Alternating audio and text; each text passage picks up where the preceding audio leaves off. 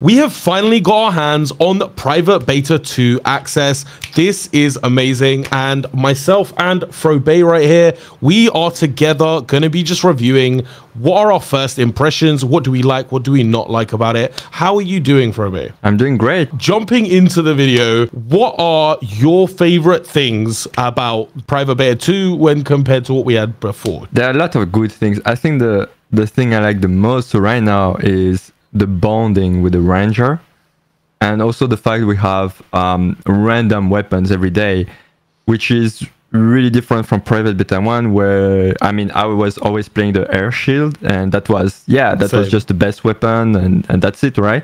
But now we really need to choose depending on the situations.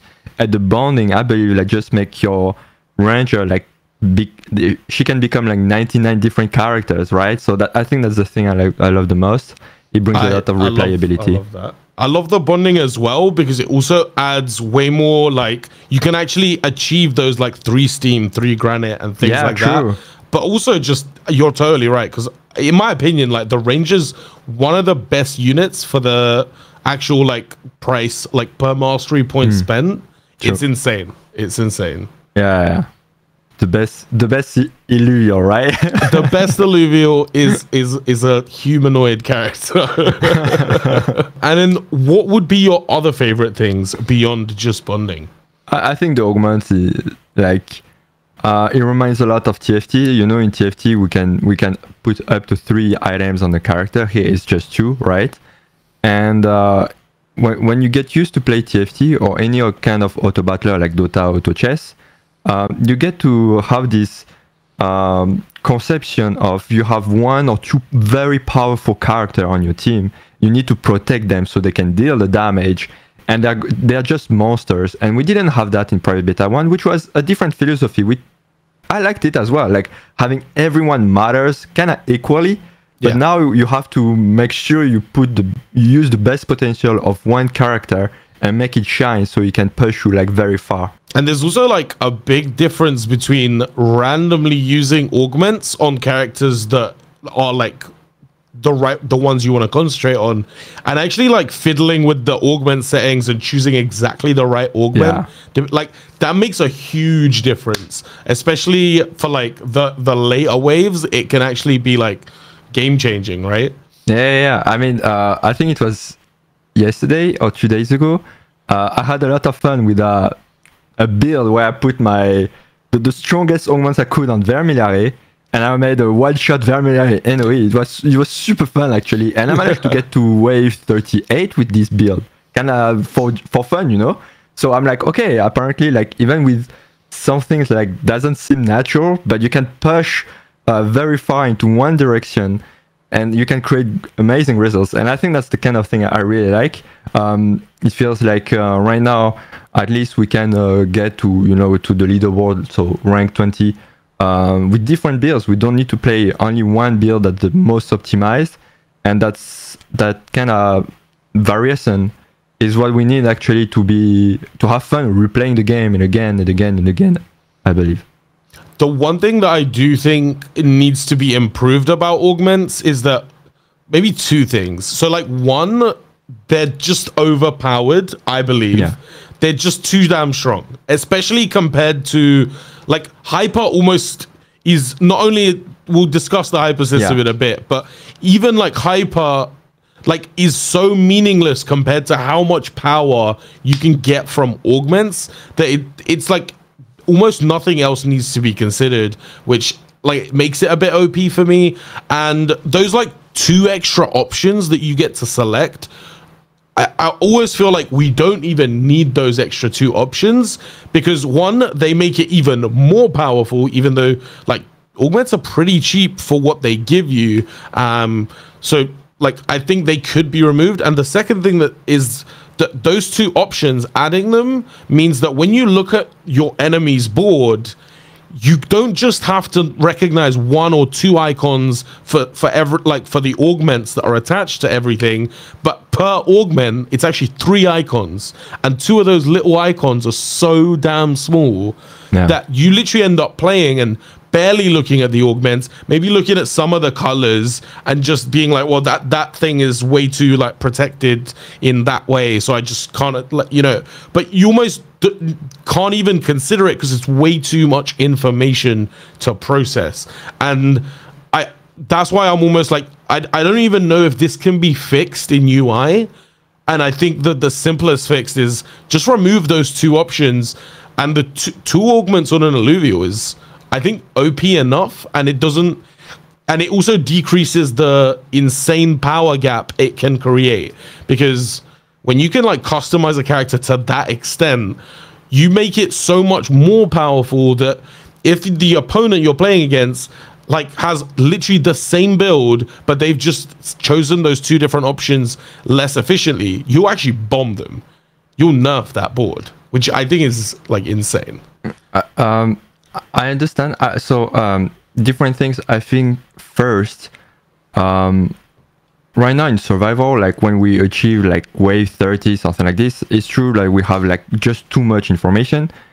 But I want to keep in mind also that the game is designed for Ascended, not for survival mode. And in Ascended, we will have very limited augments. I don't know how many we will have. We can play, but anyway, we will have limited resources, so it won't be possible to put an augment on every Illuvium. We will have to make choices, tough choices. So that being said, it means that when we play in Ascended Arena, we will have much clearer board to see. Because both players will be limited by the number of Illuviums and augments, so I think this will be less of a problem. On the other, the second point, like you said, like something like the augments are overpowered. I do agree with you. It feels like a 40 mastery point augment is 2 times stronger than adding an Illuvium sometimes. That costs 40 mastery point as well. So we have, I mean, there is this issue. But it's fine. I think it's just a temporary, because they want us to try, they want us to give feedback, and they will balance correctly, and they will make design choices based on that. So, I mean, I kind of want to say it's overly broken for us, but it's also overly broken for the AI, right? Like, sometimes there's a wave, you have a perfect Umbre in front of you, you can't deal with it because it's unkillable, it kills your team, and you can't do anything, right? So, we both have, I mean, it's on both sides, right? So I don't mind that much. Umber's actually become one of the most savage units to play against, not gonna lie. Yeah. So the other day, I think Ben actually jumped into a chat, and one thing that we did actually say to him as well is, like, as much as like there are like small improvements that we would like made to Private Beta 2, at the end of the day, like, please don't take this to mean that we let's like keep improving stuff in the background and not get like, we're so pleased that they gave us this in the condition that it is in, rather than continuing to improve it, because this way, like, that's the point of a beta, right? You want to actually get stuff not completely finished, not perfected. Hypersystem UI isn't even in like the dominant. Yeah, the dominant isn't even in place. It's not in place. It's literally like you have to figure it out by like trial and error, and then sometimes you just can't, right? Yeah. On the opponent board, like you're literally playing against luck, because you don't know. You just don't know. Yeah, it's out of the control, so it feels like luck. Actually. It feels like luck. Yeah. But nonetheless, we're like still like keep giving us unfinished builds, so that we have these, like, we can experience these improvements, and also like comment on them and actually give the feedback on them, so that we're actually part of the process of building this game, and so that we're actually able to beta test and they get a larger feedback sample on the beta. Yeah, definitely. I mean, it would have been sad to wait even more, like more months, just to have a finished survival mode, and it would be like, okay, but what are we worth then? How can we contribute? What's the point of beta testing if you're not going to beta test? And also, if you don't beta test, there still will be issues, and then it's just more frustrating, like having like if a change comes every 6 months, but then that change is like not like perfect, then people are pissed. But if things are changing every month or two, you know, these updates, they can then be commented on. You know that it's going to be, you know, patched like shortly thereafter, and that's what needs to be happening, like as honestly as much iterations as possible, so that things can actually like have like feedback given on them. Let's cover the hyper system, because I think that is probably the main thing that initially for me was like a huge downside. I'll let you comment on it first. Yeah, sure. So let's talk about the former and the current one, because I can see that some people still don't know how the former worked. So it can be very, very confusing. So basically, hyper is very simple. Each Illuvium has two synergies. One is an affinity and one is a class. The affinities will help or not to get the hyper points. Hyper points is that small vertical bar that's close to the health bar and energy bar. And basically, that's how water counters earth, which counters fire. So meaning that if you have an Illuvium which is fire, close to a lot of earth Illuvium, you won't get any hyper points, but all the other Illuviums around you will get hyper points. And what happens when you have hyper points? Nothing. It happens only when the hyper points are, the hyper bar is completely charged. Then, when that happens, Illuvium gets hyper and gets more defensive or offensive or any kind of effect depending on their class. So Bulwark will be tankier and the fighter will be dealing more damage, to make it very simple. So that's how the hyper works. The only issue is we don't really know. I mean, before is that when you had a composite, so fire and earth, let's say magma, right? Then we will take the average of fire and earth in order to calculate the hyper when it's against a water type, for instance.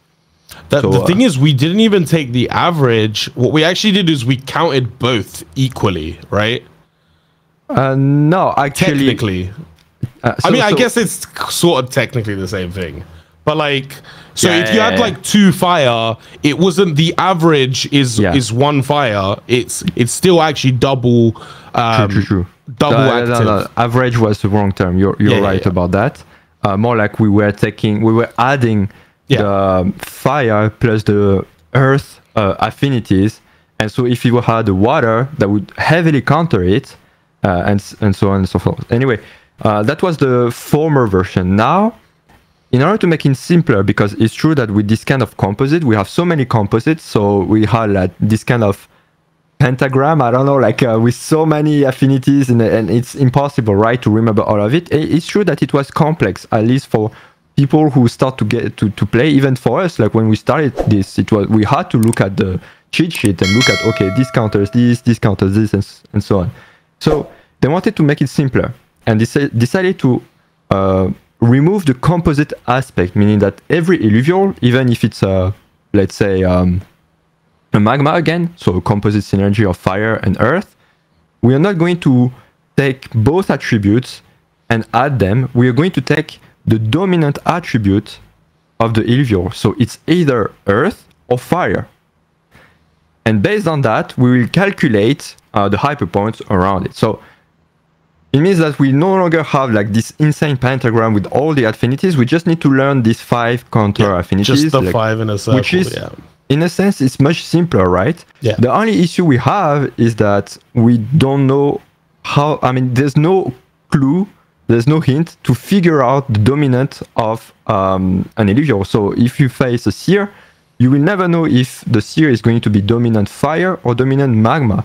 Or if you're playing and you're like bonding with your ranger, only the dominant affinity, if it is like a composite, will actually get attached to your ranger. And literally the only way right now to find out which one is dominant is to attach it.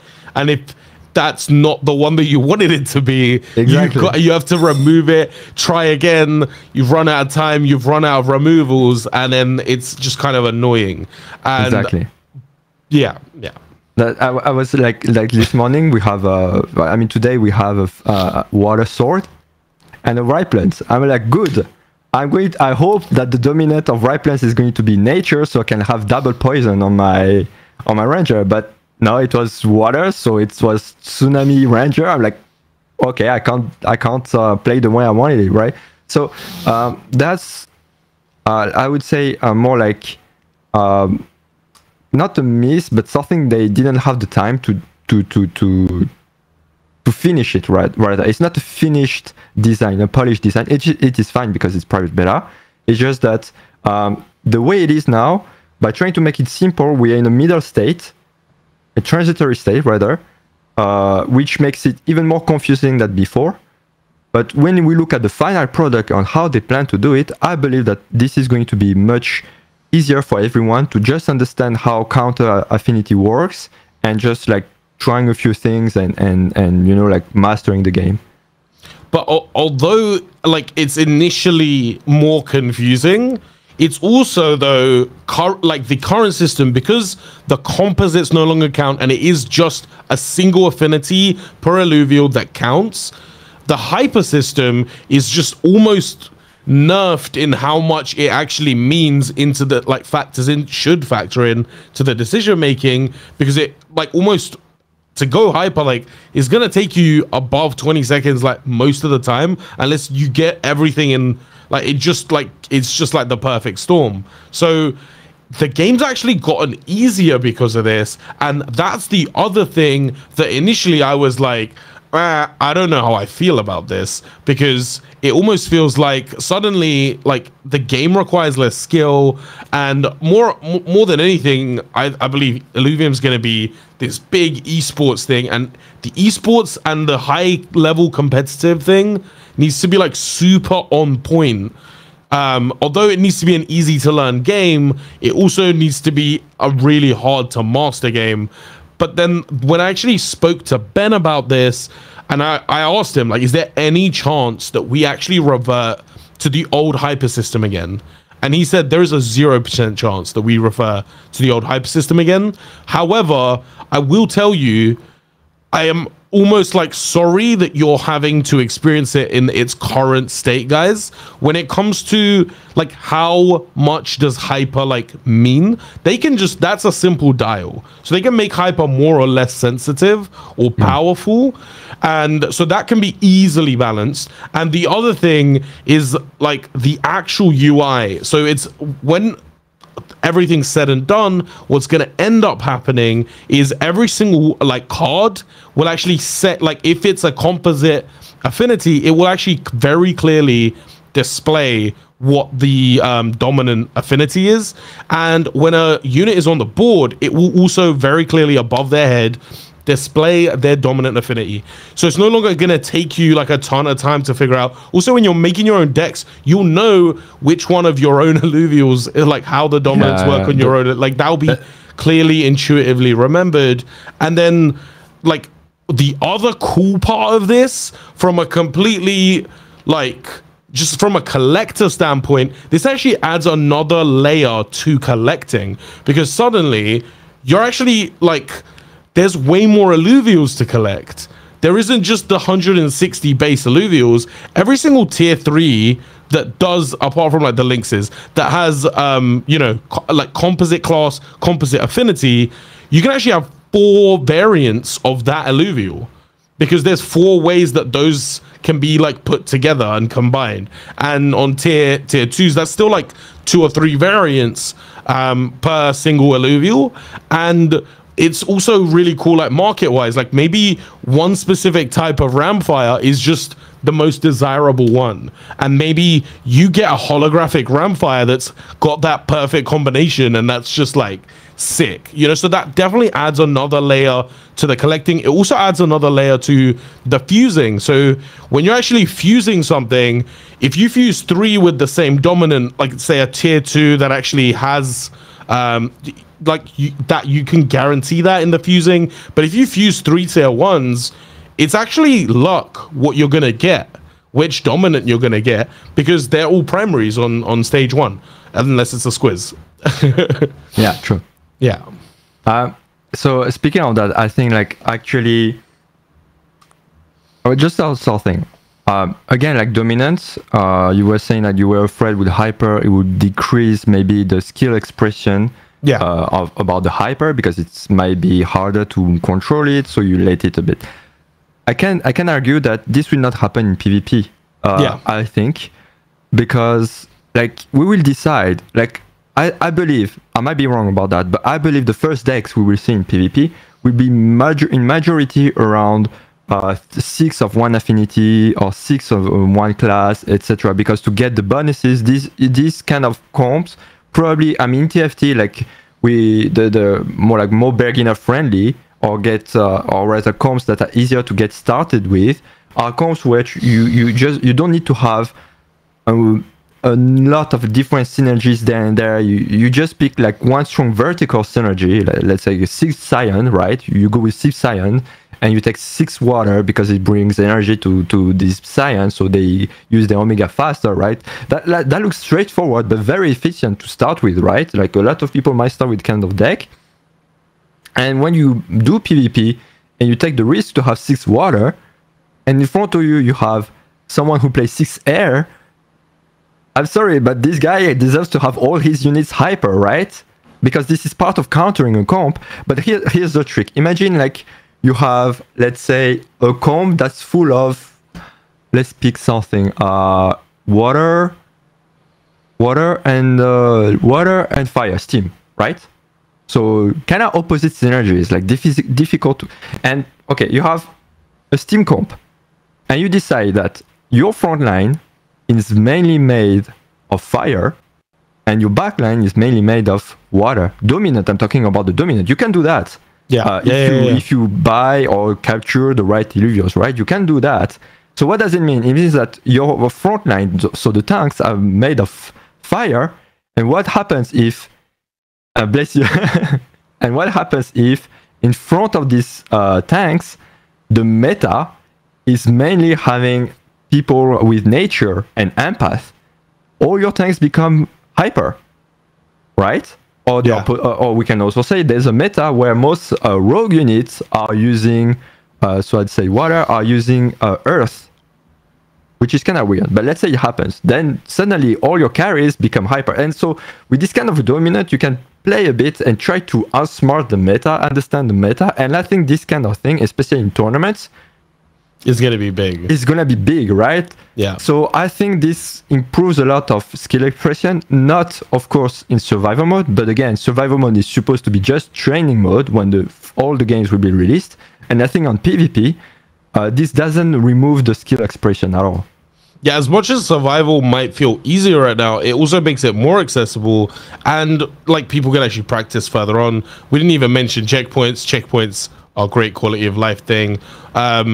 But then, so when it comes to the hyper thing, the more I've been thinking about it, especially after having that conversation with Ben, the more I'm definitely like, this is actually like maybe a great thing. And actually, like, although it keeps things simple, it also like keeps things like not simple. Like, it's still complex, it adds variety to the collector side, but also like the gameplay, you don't want to have to be considering like all these like really complicated composites when the composites are just, they're giving you the benefits, but you just have to concentrate on dominance when it comes to hyper, and then suddenly like it's really simple. And like Pokemon, like honestly, I can't learn Pokemon like affinities. That shit confuses me. I'm not gonna lie. It's a whole chart. It's like, how is this what they came up with? I'm baffled. But like having 5 things in a circle, that's just clean to me. It's just clean and simple.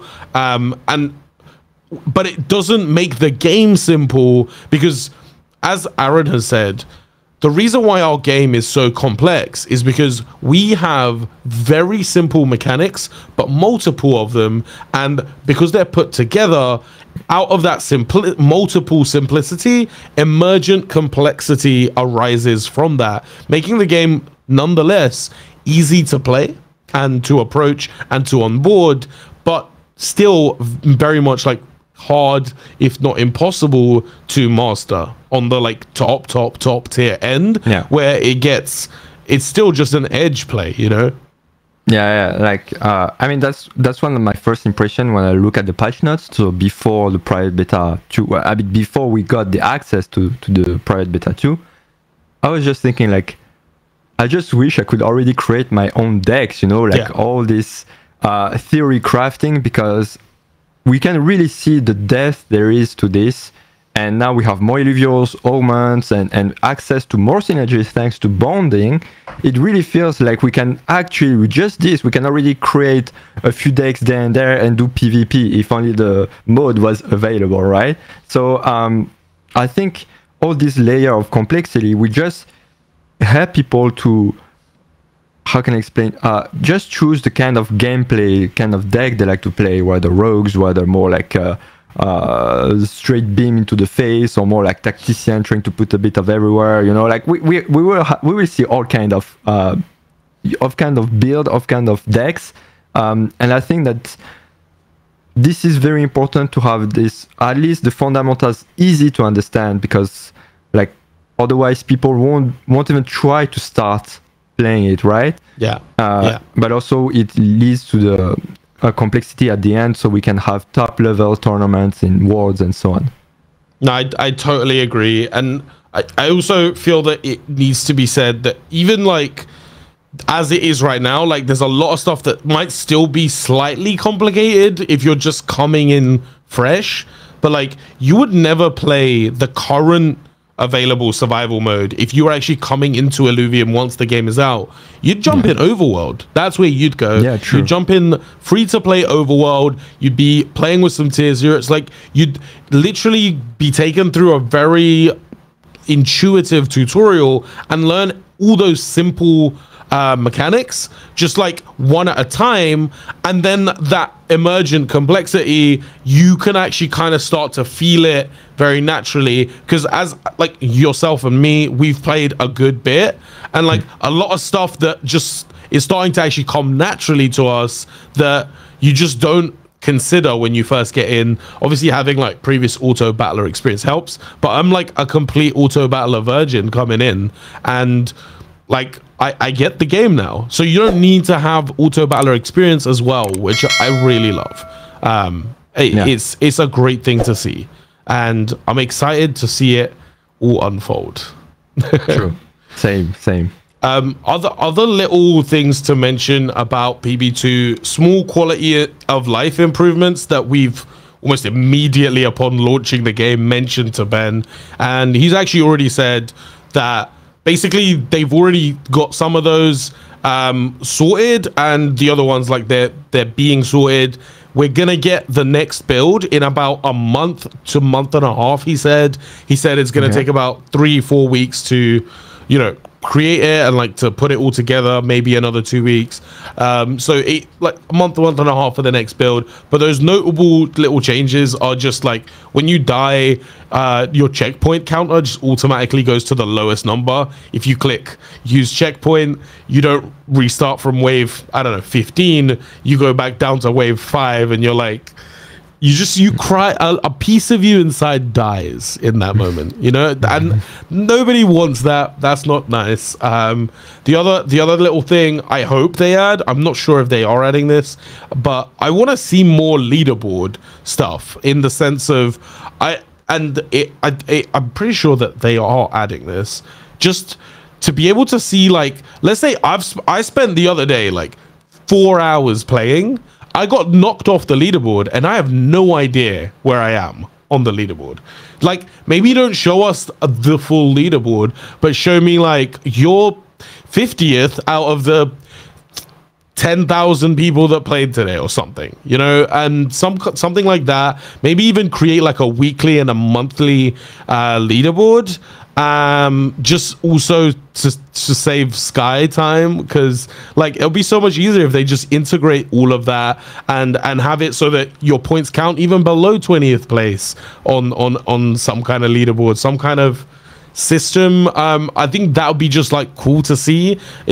Obviously this is all stuff that isn't required for gameplay, but it's something that I feel if you're the kind of player that's playing this casually, you might almost never hit top 20 or rarely hit it and actually stay on it by the end of the day, because there are so many people playing, not only playing many hours every day, but just putting in a lot of work on the game. So like if you spend 2 hours today playing and you don't even see yourself on the leaderboard, I feel like it feels discouraging to those players that are learning, and it doesn't give them any kind of measurement on how have I actually done, because I suspect that many people that if they're playing every day for an hour or two, they're probably above average, like, you know, because a lot of people are just playing like once or twice a week, and yeah, I do agree that leaderboard needs to be revamped a bit,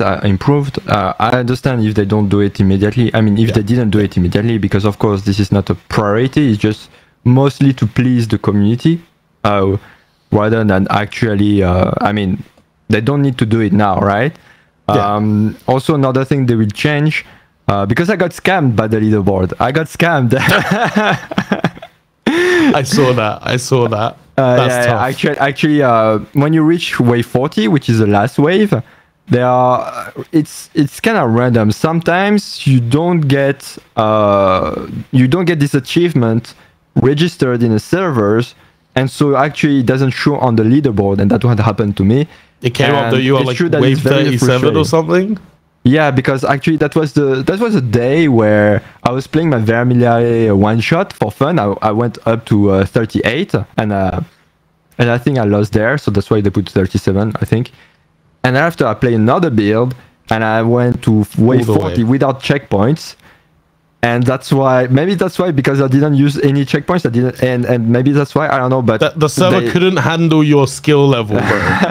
But I wasn't the only one actually that day. Apparently some other people that day also got the same problem, and obviously they are aware of that, so they're going to change. But so the leaderboard can be better, but again, in my opinion, it's not necessarily important. It's mostly to please us as players. But yeah, that's the cherry on the top of the cake, basically. Cherry on top. And before we close this up, are there any other like small little quality of life changes that you would like to see? Yes, I would like the UI when you reach late waves, like 30 more, somehow to feel cleaner. I don't know how to make it, but with all the augments on your own units and the other units, it takes so much time just to move one unit to another time, because you have to click 5 times in order to make sure you drag the right unit, because sometimes you click on augments, sometimes you click on those small stats, you know, all these things. So there's something not working there. Again, I would say probably will not happen in PvP because we won't have that much flood of information. I don't know. But for sure, I feel this needs to be better polished, at least as a player. Because like I spend half of the time just trying to take one unit from another place, right? And that's another argument could be that's why they gave you extra time for Frobei. Use it. No, I think it's better if they can reduce the time given and make the UI clearer. But again, it's not a priority, as I said. It's just something I wish. I mean, I hope we can. Do you think we currently have too much time? Yeah, I'm not using all the time. Starting wave 25, I'm not using all the time. Maybe even before. Like, I think I really rarely, very rarely, run out of time. If you're really concentrating, and at that point you're probably not. But I feel like having that time there is actually good and correct, because like even though you can just click start, right? But there's some people that time is actually like needed for them. And if you're like the kind of person that did really good economy in the beginning, you've gone a certain way, and at wave 25, 20 or to 30, you're trying to like completely change your comp out, like that's gonna take a lot of time potentially, especially like changing every augment, like figuring out which augment. Like I feel like it's kind of nice to have that time, and then if you don't need it, skip, whilst it still gives you a time limit, so you're not just like sitting back and just like, you know, not just slowly figuring it out, because I've spent 20 minutes on a wave before, you know. I mean, that's with other people and like talking about it, but like there's no need for that. There's no need for that. Yeah, no, I think it's fine. I like the fact that the timing is scaling, which is, there's just one thing which is kind of a bit difficult is like when you start the first run of the day, you don't know what's going on with the deck because you don't know how the deck is, you don't know the augments, all of that. 40 seconds for the first round might be a bit short, but at the same time, it feels like you can actually learn the deck in the first 5 waves where you don't have a lot of things to do on the board, right? You just need to choose maybe 1 or 2 Illuviums, maybe your main weapon. Don't forget to bond like I always do, and and then after you can look at the deck. Okay, let's see the augment, let's see the late game units I can play, this kind of stuff.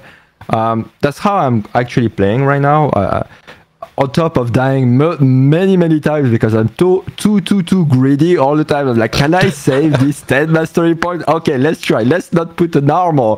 Bam, get wrecked. Okay, back to 0. I have to use the armor.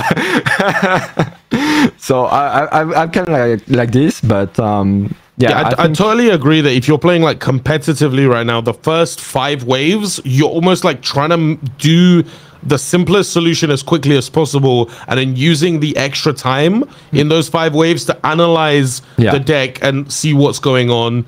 I think that's actually good for like competitive play, but like it might be nice to almost like just on wave 1 only to have a pause button where you just pause it and you take your time, you analyze the deck, because like you almost can't analyze the deck like while relaxed at any point ever, unless like you screenshot every card in the deck, you screenshot the right click of every augment, which is long, because unless you know the augments by heart already, and then sit down and actually like have a think about them for 5 minutes, because that's all you need, like 5 minutes to just, you know, think a few like combinations in your head.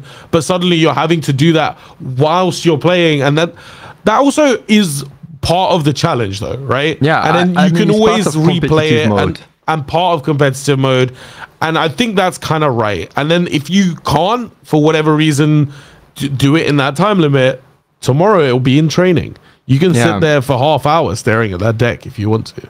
I would say for us, because we've played the game since the beginning of the Private Beta 1, so we know a lot of this. But if you're fresh, it is a lot to read. Yeah, there's a lot to read indeed, and it's fine because there's a training mode, right? So I think in that part, we can advise people just to play training mode first, because if you start this and you try competitive right away, you're like, you won't even feel free, like jump in, but you're just random mashing at that point. And if you're gonna be improving and you haven't got like a reasonable level of, I'd say, the fundamentals of the game, I'd definitely say just like play a little bit of competitive, maybe just to see how it goes, but like concentrate most of your time on training mode, just so you can get to grips with the basics until you can get to like wave 30 on competitive mode, especially in the way things work right now. Like I don't know if like until